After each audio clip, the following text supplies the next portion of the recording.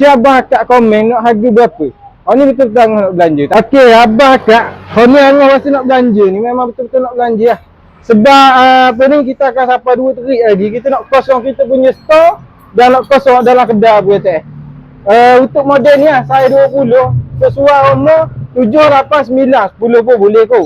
Tengok atas kesesuaian tinggi lah anak-anak abang akak tu. Hak ni angah hoyak lalu saya 20, hak biasa, hak bukan pakai disc brake. Anda faham? Tak kira design mana pun ada. Lagi akan mari tu design lain ada jenis botol air depan.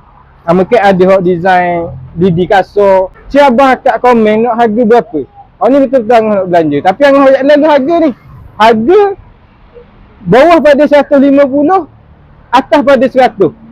Mungkin diri lah, muka kat komen berapa tu. Angah nak tengok. Kalau anda kata betul salah satu orang komen tu, insya-Allah orang yang pertama angah tengok komen tu, angah akan bagi hadiah. Hadiah berapa kita akan tuah tengok lagi. Baik.